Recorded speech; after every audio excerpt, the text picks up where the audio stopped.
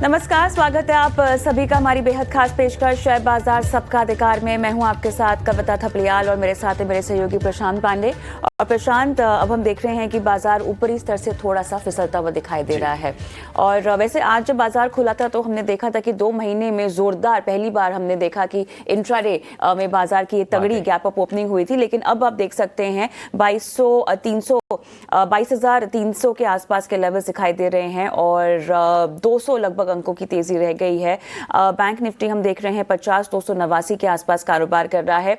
Market breath में फिलहाल बहुत ज्यादा बदलाव नहीं है। 2025 एडवांसेस हैं, डिक्लाइंस यहाँ पे 540 दिखाई दे रहे हैं। एक बार हम थोड़ा सा मिड कैप और स्मॉल कैप इंडेक्स भी चेक कर लेते हैं। लगभग 690 अंक ऊपर निफ्टी मिड कैप 100 दिखाई दे रहा है और स्मॉल कैप भी आप देखें तो यहाँ इसके मुकाबले कम, लेकिन फिर भी लगभग 240 अंकों की तेजी दिखाई दे रही है। डे हाई से फिलहाल बाजार फिसलता हुआ दिखाई दे रहा है और ऐसे में कुछ काउंटर्स जहां पर हम देख रहे हैं कि लाल निशान या गेनर्स की सूची में नाम शामिल हो रहा है, उन काउंटर्स की सूची आपकी स्क्रीन पर पेश करेंगे।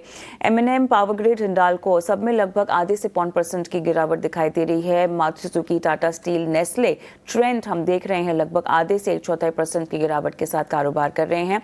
लेकिन तेजी में आज देखिए कहां कहां पे नाम शुमार है। श्रीराम फाइनेंस लगभग 4% के पार, Titan 3.5%, Jio finance 2.5%, Grasim 2.5%, BEL, Infosys, SBI, Bajaj finance, Eicher में सभी में 2.25 से लेकर 2.5% तक की तेजी फिलहाल कारोबार में आती हुई हमें दिखाई दे रही है। तो क्लियरली यहाँ पर बैंकिंग फाइनेंशियल से बाजार को आज सपोर्ट मिलता हुआ दिखाई दे रहा है और मेटल या धातु क्षेत्र भी अगर हम जानें तो ये भी अच्छे खासे सपोर्ट में तेजी के साथ कारोबार में बना हुआ है। तो शेयर बाजार सबका अधिकार में हमारी कोशिश यही होती है कि एक तो आपके स्टॉक स्पेसिफिक सवालों के जवाब दिए जाएं और ये नहीं, इसके अलावा भी अगर आप शेयर बाजार के बारे में कुछ भी जानना चाहते हैं, आसान भाषा में हमारे एक्सपर्ट्स आपको समझाते हैं, क्योंकि हमारी मुहिम ही यही है इस शो के जरिए 1 करोड़ जनता को निवेश के डोर से जोड़ना है। लिहाजा आप जुड़ सकते हैं हमसे। ये QR कोड को स्कैन कर लीजिए और स्कैन करते ही एक व्हाट्सएप नंबर है जहां पर आप ऑटोमेटिकली स्कैन करते ही जुड़ जाएंगे, पहुंच जाएंगे। सवाल वहां पर छोड़ दीजिएगा और आपके सवालों को शो में शामिल करेंगे। हमारे एक्सपर्ट जो लाइव हैं आपको आपके सवालों के जवाब भी देंगे। और आदित्य अग्रवाल हमारे साथ बने हुए हैं इस पेशकश में भी। आदित्य, आपका एक बार फिर से स्वागत है और दर्शकों के सवालों के साथ शुरू करते हैं। आदित्य, पहला सवाल हम लेंगे इस पेशकश में। रामकिशन स्वामी जी का यूट्यूब के जरिए सवाल भेजा है और देखिए टाटा मोटर्स में 200 शेयरों की खरीदारी है इनकी। आदित्य, बाइंग प्राइस अपनी बता रहे हैं लगभग 633 रुपए। इन्होंने किसी भी तरह से अपना नजरिया हमें नहीं पेश किया है, लेकिन देखिए काफी अनसर्टिनिटी है इन तमाम सेक्टर्स को लेकर। आज भले ही हमें बाजार में एक रिलीफ आता हुआ दिखाई दे रहा है, लेकिन जो चिंताएं हैं टैरिफ्स को लेकर और आगे इन कंपनियों की रणनीति को लेकर वो थोड़ी सी अभी भी बनी हुई है। अगर नियर टर्म आउटलुक किसी का हो तो फिर आप क्या सलाह देंगे? कविता, मेरे हिसाब से स्टॉक में बने रहना चाहिए, क्योंकि अगर हम स्टॉक की चर्चा कर ले तो काफी बड़ा गिरावट हमने स्टॉक में ऑलरेडी देख लिया है। और मेरा मानना ये है कि जितने भी नेगेटिव न्यूज थे वो ऑलरेडी प्राइस्ड इन हो चुके हैं स्टॉक में और बहुत अच्छे सपोर्ट लेवल्स पे आया है स्टॉक। तो 1,000 रुपए से गिर के स्टॉक ऑलमोस्ट आधे हो चुका है। यहाँ इस लेवल्स पे मुझे नहीं लग रहा है कि एग्जिट करना चाहिए। 500 से लेके 530 का एक बहुत अच्छा सपोर्ट है स्टॉक का।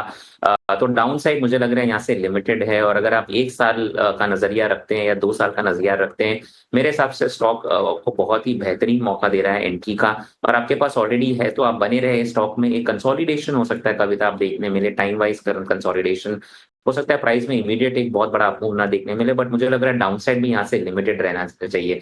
तो मैं नहीं सजेस्ट करूंगा कि एग्जिट करें आप स्टॉक से करंट लेवल्स पे, बल्कि अगर स्टॉक वापस 600 के ऊपर निकलता है तो आप और खरीदारी के लिए मौके देख सकते हैं। यहाँ पे 900 से लेके 1,000 के लेवल्स आपको वापस देखने मिलेंगे, ऐसा मेरा मानना है। अगर आप साल 2 साल यहाँ पे बने रहेंगे और नीचे 510 का बहुत अच्छा एक सपोर्ट है, तो उसको मेंटेन करें आप।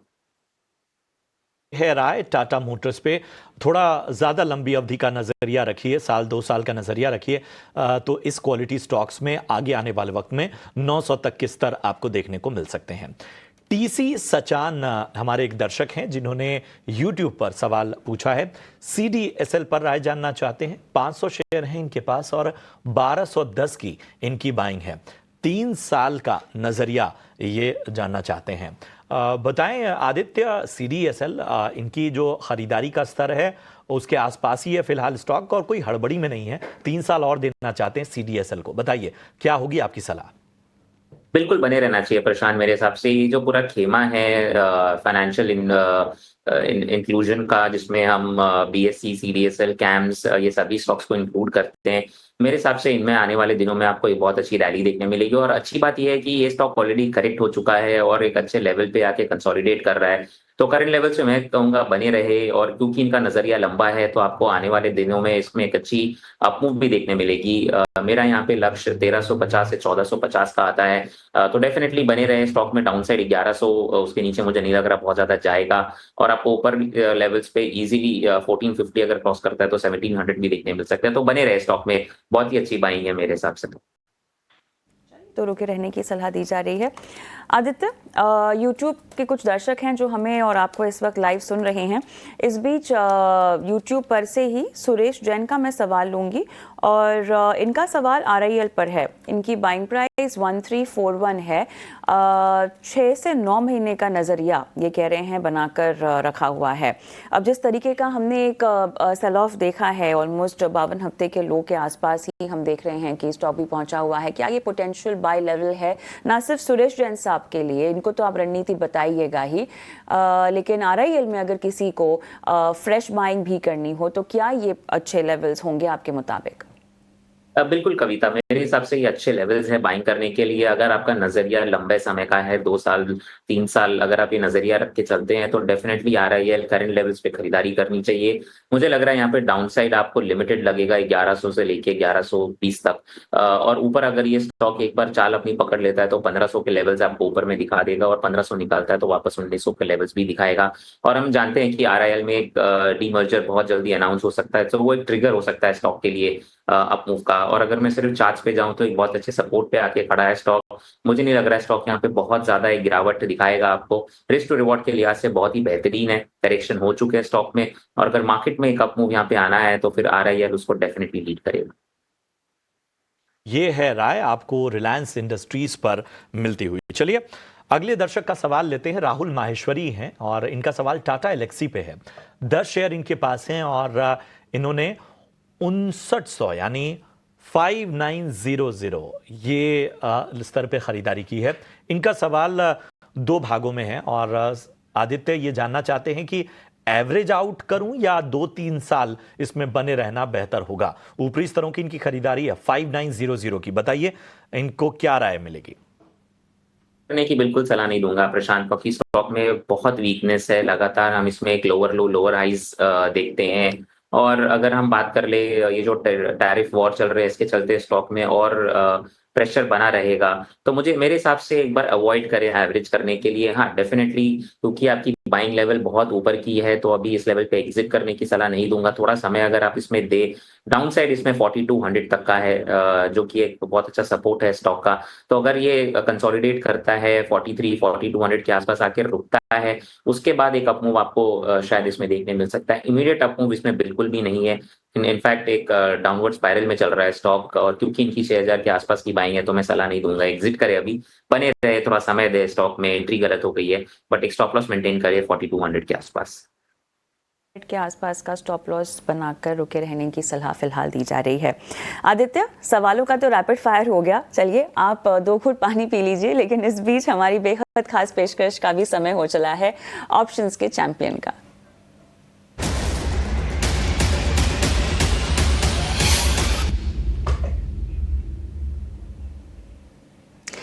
नीलेश जैन मेरे साथ जुड़ गए हैं, जो आज हमें बताएंगे ऑप्शंस के चैंपियन की रणनीति सेंट्रल ब्रोकिंग से। नीलेश, हाय मॉर्निंग, बताइए क्या सुझा रहे हैं आज आप?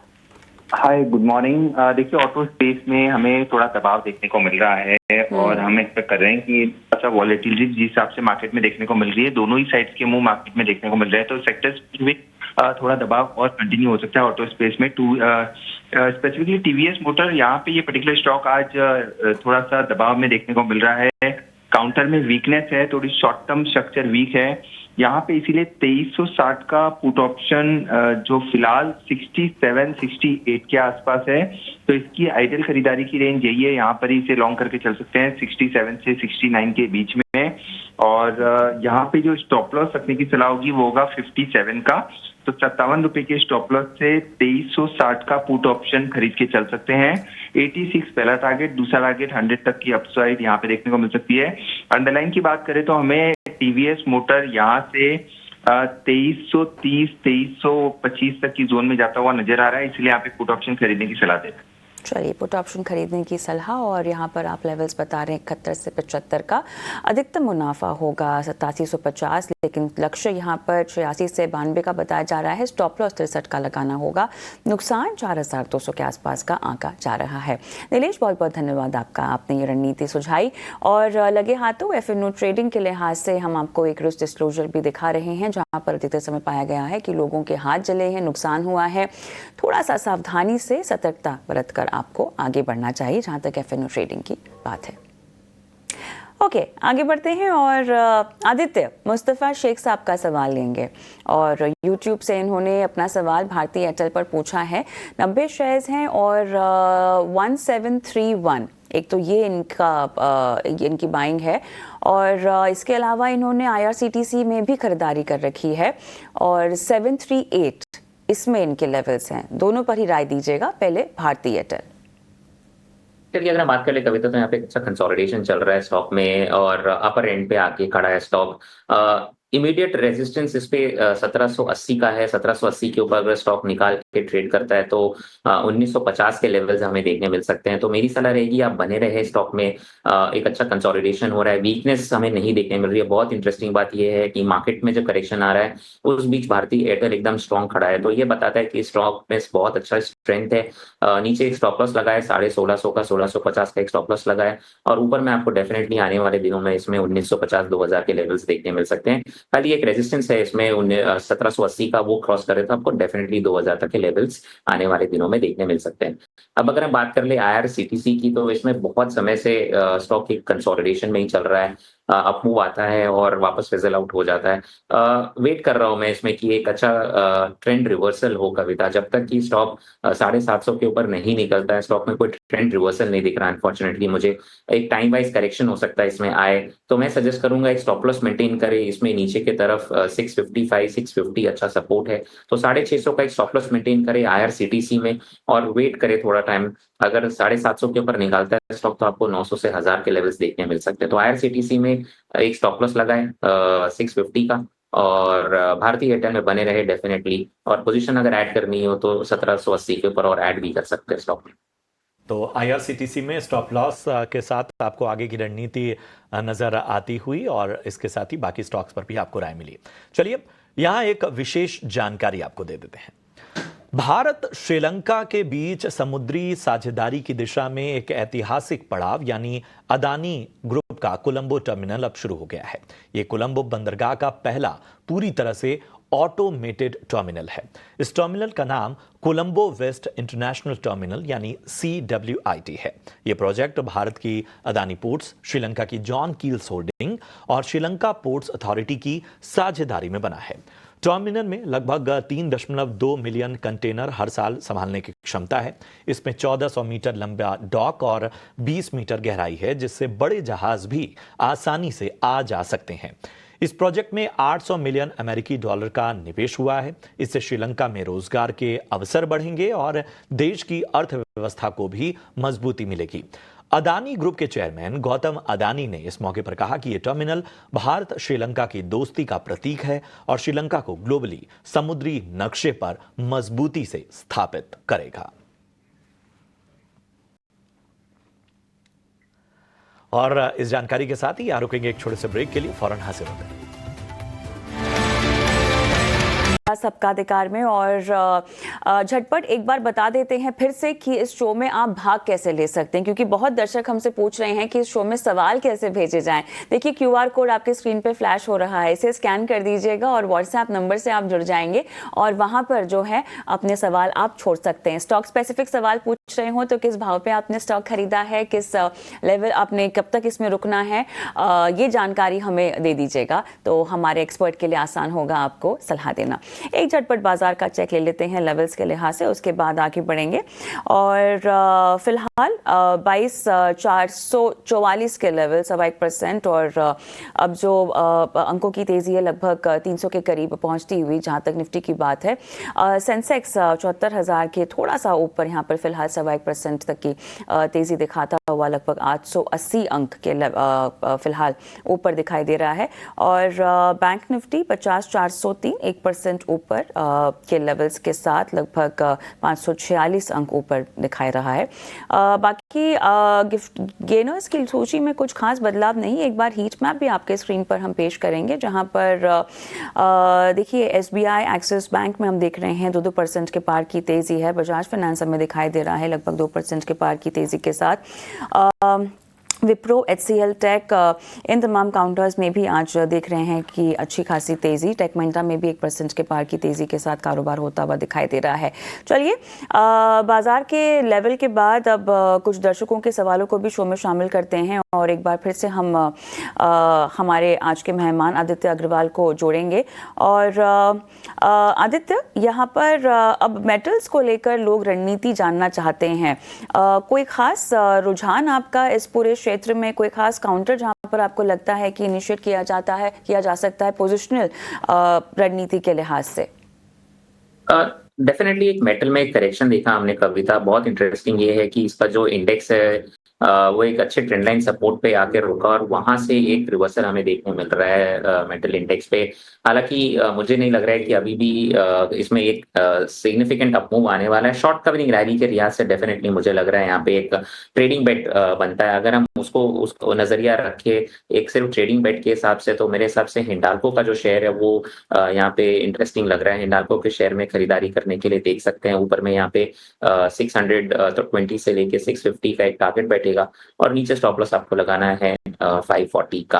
अपार्ट फ्रॉम दिस मेरे हिसाब से बहुत ही एक सिलेक्टिव मूव आ रहा है मेटल इंडेक्स में, तो बहुत अग्रेसिव ना रहे, थोड़ा वेट एंड वॉच ही बेटर रहेगा मेटल इंडेक्स में। तो वेट एंड वॉच की रणनीति मेटल सेक्टर पे और आपके स्टॉक पे। चलिए अब बढ़ते हैं आगे और लेकर आते हैं हमारी खास मुहिम